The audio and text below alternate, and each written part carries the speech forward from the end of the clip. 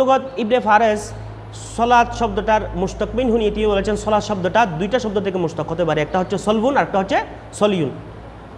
সলিউন সোয়াত লাম ইয়ে যদি সলিউন থেকে মুশতাক হয় তখন এর অর্থ হলো আগুন থেকে তাপ নেওয়া, অথবা আগুনে কোনো লাকড়িকে জ্বালিয়ে সোজা করা, ঠিক করা, এটাকে বলা সলাত বলে। যেমন আগুনে কোনো একটা বাঁশকে বাঁকা কোনো বাঁশকে আগুনে জ্বালিয়ে কী করা হয়, সোজা করা হয়, তাকে সলাত বলে। তখন এটা মুশতাক হয় সলিউন থেকে।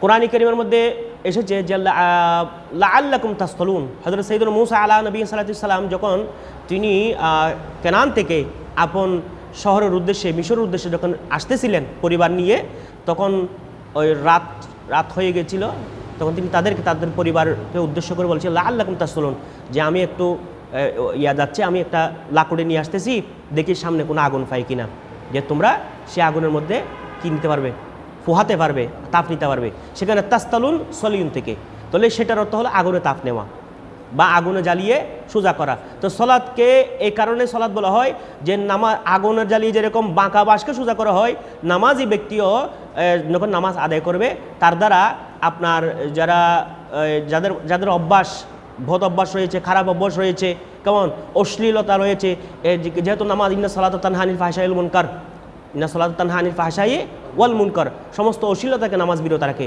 তার নামাজ আদায় করার মাধ্যমে যখন নামাজ তার আদি হয়ে যায়, সেই ব্যক্তি যখন অভ্যস্ত হয়ে যায়, তখন এই নামাজ তাকে তার বাঁকা চরিত্র থেকে তাকে সোজা করবে, সোজা পথে পরিচালিত করবে। ওই দিক দিয়ে সলাৎ সলিউন থেকে মুশতাক। তারপর বলেছেন সলাৎ শব্দটা সলবুন থেকে হতে পারে।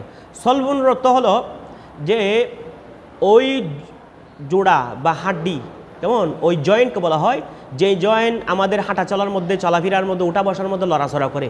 যেহেতু নামাজের মধ্যে নামাজের আরকান যখন আদায় করা হয়, সেখানেও আমাদের অঙ্গ প্রত্যঙ্গ কী করে, নড়াচড়া করে, হরকত করে।